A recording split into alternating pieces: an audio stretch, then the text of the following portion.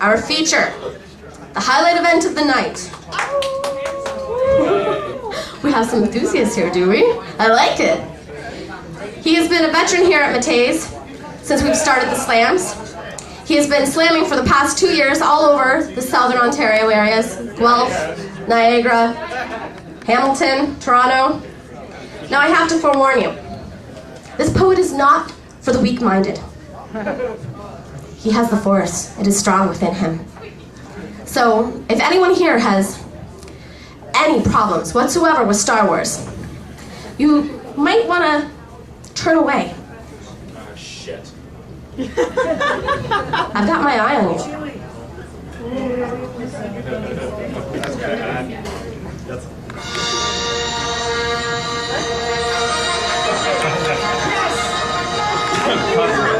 All the way to the stage, guys. All the way to the stage.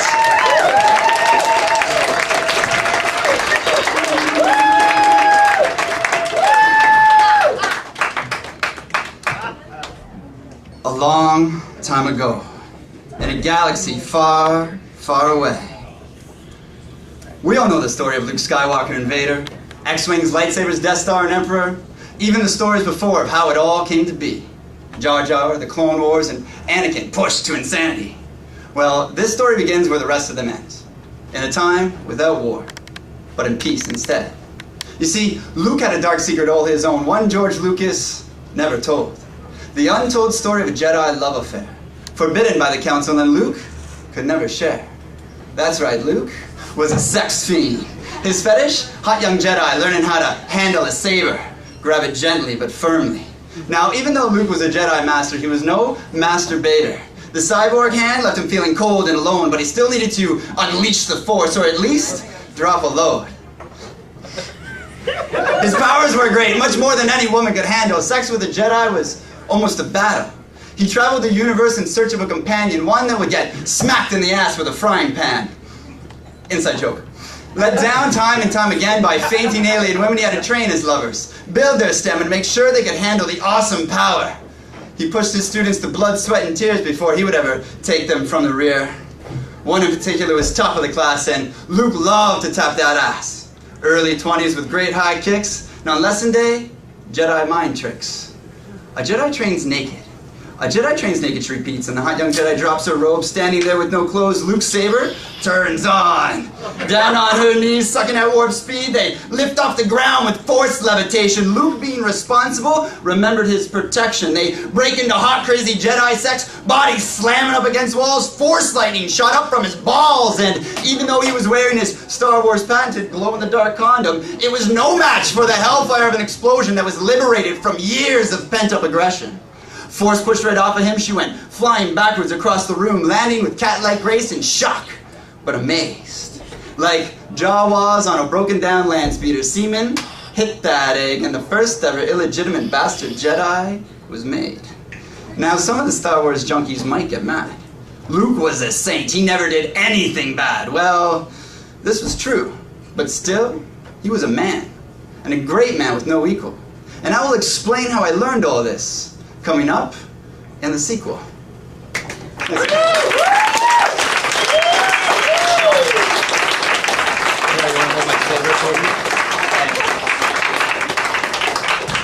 How's everybody doing? Do I have any Star Wars fans out there? All right, you got your Star Wars? Nice, I like that. All right. What about when Luke force gripped the Gamorrean? Still a man of no evil? I don't even know what you're talking about. I wore this and didn't even know you existed. Oh, you got Star Wars shirts on. Yeah, Star Wars fans. All right, since this is my first feature, I don't know how to make a playlist. This is my first feature, guys, so I hope you guys enjoy it. And I was gonna make a set list and everything, and I'm really indecisive about stuff, and I like to do things kind of by the fly. So what I did is I went to TD and I stole a whole bunch of envelopes because I'm a poet and I don't have a lot of money. So what I did is I put the name of a bunch of my poems. There's one in each one of these. So here, you want to pass those out? Just randomly give them to people. And so I've got numbers 1 from 6 on there, and I don't know which one's in which. Actually, he put the numbers on them. And I found little Mickey Mouse cards in my house. So I've got ace, 2, 3, 4, 5, 6. So I like a little crowd participation in this. So what I'm going to do is I'm going to give the cards to my friend David here. There you go. And he's going to let Amanda pick whatever card she wants, and then we're going to do whatever poem comes out of that. Sound good? Yeah! So this is kind of a challenge for me because I didn't practice what order and shit. So we're going to see what happens. All right, let's see what we got. Alright, we got the 5 of hearts. We got the 5 of hearts. Who's got the 5? Right back there. What does it say in there? Lick the place. Lick the place. Speed of reality. The speed of reality. All right. I just did this one for Movember. I actually grew a mustache and raised some money, and I tried to grow a mustache. It was like Tom Selleck, man. It was hot. Women ran from me. It was great.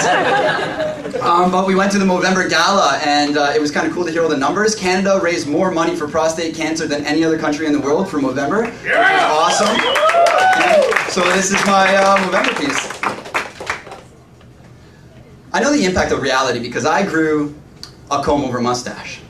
What happened, you see, is I was running uncontrollably, and yes, there were a few drinks in me. But for some reason, my eyes were shut. I smashed into a sign, and I fell on my butt. There was blood everywhere, and people freaking out. All right, I was freaking out. Well, now I have a scar on my upper lip. And yes, it's a fact. Women think scars are hip. But they're not down with bald spots on mustaches. I'm sorry, they're just not. And really, that's okay. I look like a creeper anyway, but what a lesson to learn. Velocity impacts stability. One morning as I lay in bed, this lesson kept running through my head. I started to think about velocity. The speed of something in a certain direction. My mind started to race with mental stimulation. And so I tried to keep pace with the sun inspiration. The thoughts kept coming faster and faster, picking apart every vibration, and I skyrocketed to astral contemplation. From the earth sailing around the sun, moving with such amazing power. Do you know we go over 107,000 kilometers an hour? That blows my mind. We're doing it right now. Well, with my thoughts exploding, the universe got wide. It's like we're on that crazy teacup ride, spinning around as we spin around. Because the sun's still flying through the galaxy at something like, 780,000 kilometers an hour. So, I did the calculations of Earth traveling around the sun traveling around the galaxy, which means as I lay in bed, I was actually going 83,460,000,000 clicks. Holy shit, it's a good thing I was laying down. With the realization that all these thoughts were internal, the vast reaches of the cosmos were totally confined, the switch got flipped and I went completely in my mind. All the speed that the universe brought could only go as fast as I thought. So how fast can I think? Well, I got out of bed, thinking cap on my head, started to ponder, just sat for a bit to let my mind wander. As I focused my thoughts, it became quite clear. I run at different speeds, so I shift into gear. Neurons start firing, energy starts flowing, and this is when everything starts going. The connection between everything in me, electrons and protons, even my life force energy. Muscles start twitching, head starts itching, tingle up my spine, no concept of time. Then the ocean of emotion comes crashing in on me, and I'm lost in the philosophy, complexity, and reality of all this synchronicity. How the cells in my body move just the same as every celestial body we've ever given a name. The orbiting system, how information flows with complexity so great, how can anyone know? Everything's linked together, no matter how far. From the tiniest quirk to a faraway star. And when all of these thoughts came together, I was truly thankful. I grew a mustache from Movember.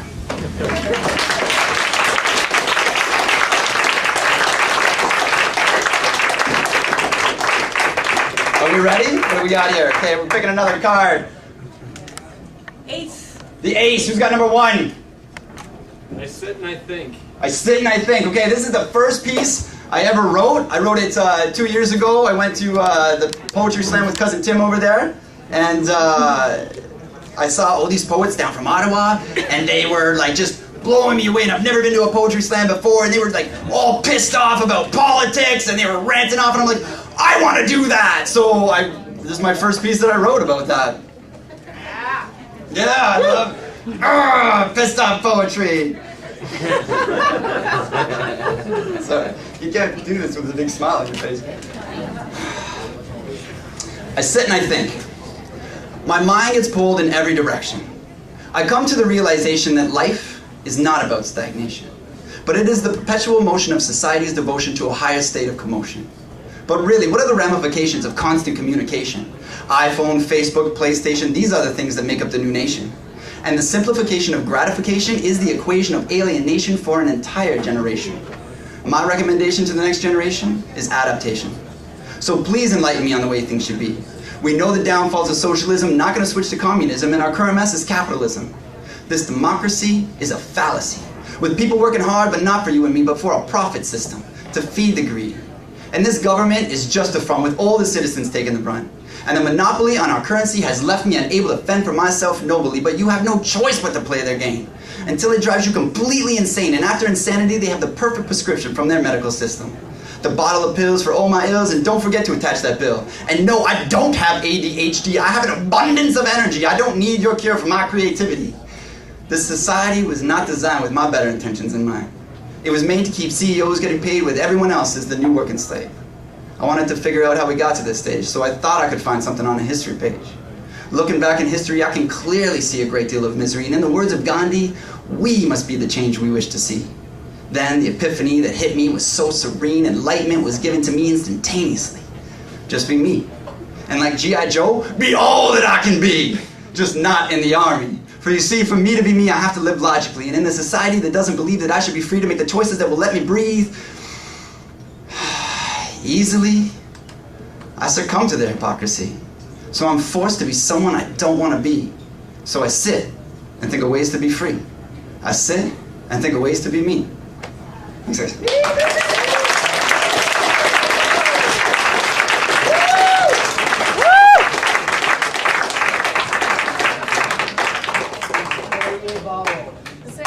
My happy bottle. It's good. Courtesy of Stacy. It's my happy bottle. It makes happy water. It's great. What do we got? Number 6. We got number 6. Who's got number 6? Happiness is 6. Happiness is free. That's awesome. Yes. I love that one. It's one of my favorites. It's crazy that that's right after this one, because the one that I just did, this is kind of the sequel to that. I like sequels for some reason. I can't get all of my ideas jam-packed into 3 minutes, so I like to do sequels and stuff. But that last piece, this is kind of the flip side of the coin to the last piece I said and I think. So I sat and I thought a lot, and I came to the conclusion that happiness is free. I love this world. It's given everything to me. A sense of wonder and a desire to inspire. Now, it's not perfect, and I don't want it to be, because that would leave nothing for me. But I feel the best thing about this life is its adaptability. You see, there's only one sure thing in this world, and that's change. And I'm not talking about the jingle in your pocket. Every second, the world is different. Time shifting your perception, configuring the combination to unlock it. There are some truths that I've found, but none of them on solid ground. And as shaky as that sounds, I know my perceptions have let me down. Wait, no, my perceptions have led me astray, but I must say in a good way, because they've led me to feature at Mate Cafe. Now for the truth I've mentioned before, and you might not agree with me, but that's the beauty of truth. It only matters what you believe. I know 100% smiles are my favorite thing in the world. A smile says everything you need to say without uttering a word. While I'm on the topic, I'll tell you another truth you might have heard. The pen really is mightier than the sword. With the world we live in, denying that would be absurd. Communication is the greatest tool imaginable, and by telling this to you, I've made it that much more powerful. Now, communicating to who is completely up to you, but to the community that you're in, that's a good place to begin. Which brings me to my final truth. The beauty of community and what it means to me. You see, the definitions changed entirely from what it used to be, but at the same time, it hasn't changed a thing. To me, it simply means connecting to everything around me. And we've brought this to a new level of ability, because it's not just the people down the street, but around the world I get to meet. And I tell you this, connecting with me and my community, a smile is all you really need. Because I've found no matter who it is, we all know a smile is happiness. And happiness is free. I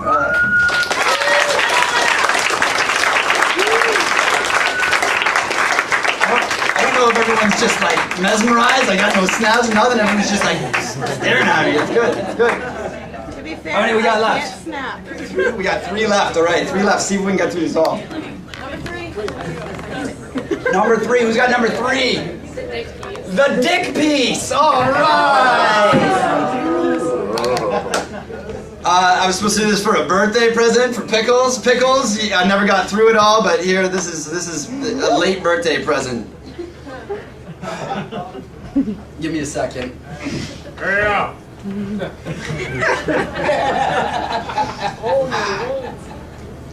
Every guy should know.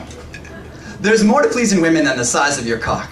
I'm here today with some secrets to knock off her socks. First thing you have to know is how not to let it go. Rule number 1, stop beating your cock like it owes you money. You owe me $50, you owe me $50! If you rip off your dick, it's not gonna be funny. Take your time, slow it all down, consider it your love-making training ground. Here's a little trick to practice every day. You know when you stop yourself from peeing? Can you feel that muscle squeezing? That's what you have to get under control if you don't wanna blow your load. Practice that for a while, and when you become a master, baiting her in won't end in disaster. Now, rule number 2 might blow your mind, and trust me, to master this one is gonna take some time, but first thing you have to understand is orgasms are muscle spasms around your prostate gland. And I know you're asking, why does that matter? Well, because that spasm shoots out your baby batter, and unless you want to make a baby, there's no reason to lose your love gravy. See, the ladies have been enjoying all the fun, because they can just come and come and come. But as soon as we come, the fun is all done. So, imagine with me if you can, the new and improved multi-orgasmic man. That's right, now you two can have mind-shattering orgasms over and over again all night long. Orgasms in any muscle of your body, your stomach, your arms, your face, your whole body, just freaking out. God damn, that's good. Trust me guys, it's something to look into. Let's move on. Rule number 3 is about having a good time. Being creative with sex is not a crime. Break out the toys, the whips, and the lube. Go crazy with the razor, shave off your pubes. A bottle of Crisco with a twister mat, some assless chaps, and a cowboy hat. It might be a threesome or a random fling. Convince a girl to get in your swing. Whatever you do, have some fun. I can only hope I've helped you guys along. And for the ladies, it's no real trick. Just find a skinny guy with a really big vocabulary.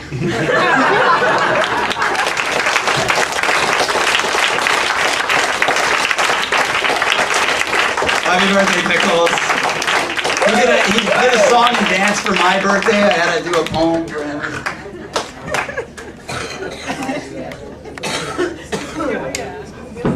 We got lots of time. Are we good for time? Thomas, is he even here? Did he leave? All right, cool. We got number 2.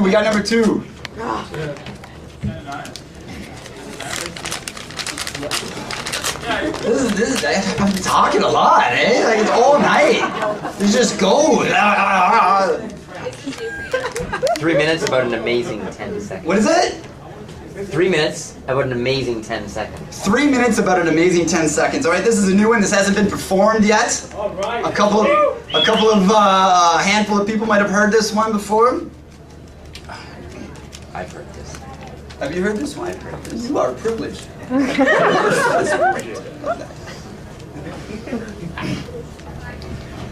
It's not how hard you hit it. There's a certain precision to it. Different techniques, climactic peaks, and patience is key. Now, I know I'm in my 30s, but believe me, I get down and dirty. I personally have been in various situations where I can hardly contain myself, just waiting to explode in action, biding my time, giving no hints to the arsenal of skills I possess. I wait and watch for the perfect opportunity, and this is my test. In my mind, I envision pulling off fantastic moves, pushing my body to its limits. Limbs flying everywhere, trying to keep balance as I focus in on that tiny target. I envision the first beads of sweat forming on my brow. I feel the blood starting to pump. A flicker of anxiety hits me. What if I miss it? What if I can't hit it? What if I just can't perform? Shake it off, man. Get your head in the game. There's no point. You got nothing to lose. Well, maybe a little self-respect. Poised and ready for action, I weigh out the options. Do I jump in with the wow factor? Play it cool and be a jokester, or nice and simple by the book? I run out of time to ponder. There it is, a gift from God right in front of me. I make my move, forget all about the eyes watching me. Jumping feet first with my arms stretched out like a bird of prey. There's a stupid look on my face and my tongue is hanging out. But I don't care, because I made sweet, sweet contact. I started with a gesture and popped that sack straight up in the air. I call out, I got it! Retrieving my own perfect setup. Hunched over stall on the back of my neck. I roll it over my shoulder to the sounds of ooh and ah. I take a quick glance around at a bunch of hungry eyes with twitchy feet. Do I pass it? Do I show off? Do I just kick it in the air and hope for the best? Too late. Muscle memory takes over and I'm at the mercy of hundreds of hours of procrastination. Down my chest, bounce it out with my belly, inside kick over to the outside stall, hold it, and up over my head. Spin around, catch between my knees, hop, hop, hop, puzzled look, stare at me, what's you gonna do with that? Into the air, knees released, right foot finds its target like magic. And there it is. Sent back from where it came, disbelievers unready for the opportunity, stare in slow motion as right before their eyes the perfect gift falls. All that work, all those moves, perfect execution, it can't just... Fuck! Nice moves, dude. Thanks, Stace.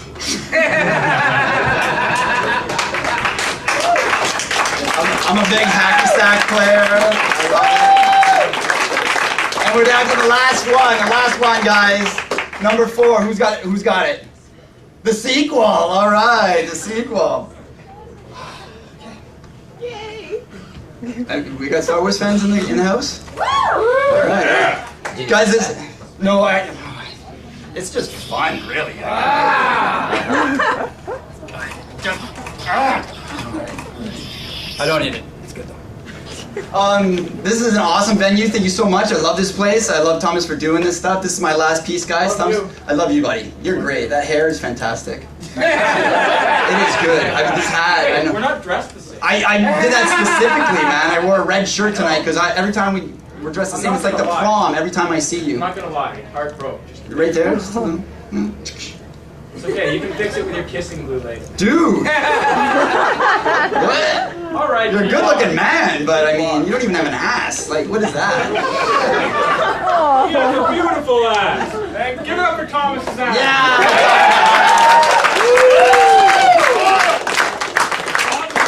He's a frying pan to flatten it out. What happened to yours? That's what happened to me. It was a T-fell. I gotta let go. Never mind. The sequel, here we go. Not so long ago, in a city not too far, far away, I sat in the backyard gazing at the raw stars alone in the middle of the night. I was contemplating. Well, I was meditating. Ah, fuck it. I was inhaling. As the sweet smoke filled my lungs and dried out my eyes, I asked the universe, what am I doing here? Eyelids scraped shut, gasping for moisture. Time slipped away in the darkness. Snapped into reality. Look inside for the answers you seek. His voice illuminated by the light side of the moon. Mark Hamill materialized. Luke Skywalker? Calmly he repeated, look inside for the answers you seek.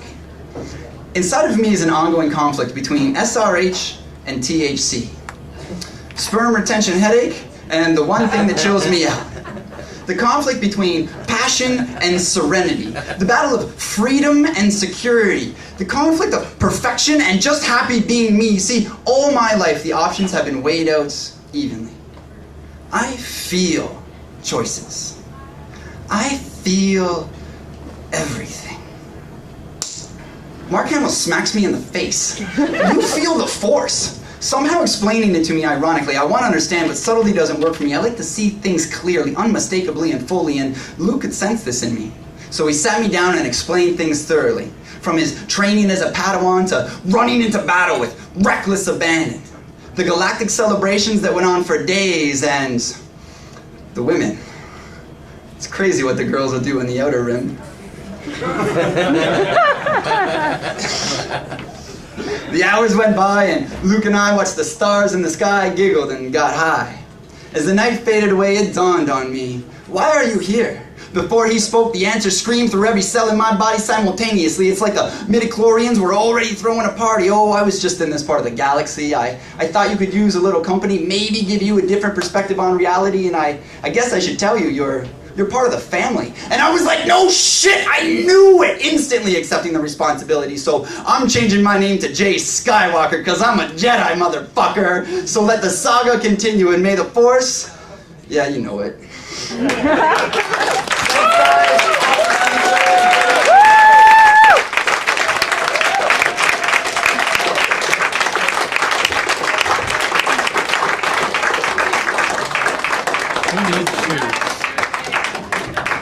Who needs them? Thank you, sir. Thank you, Jay. You're welcome, Thomas. Again. I gotta find my shoes. Did somebody run away with Jay's shoes? $5. Silly walk all the way to your shoes. Go. Cosmo. Cosmo. All right, everybody. That was Jay. Let's give him a round of applause. Let's go. He is my favorite Jedi. Alright, so we're going to do another break, Yeah. but this kitchen is closing. So get yourself something to eat, something to drink. We have some merchandise at the back that Josh has for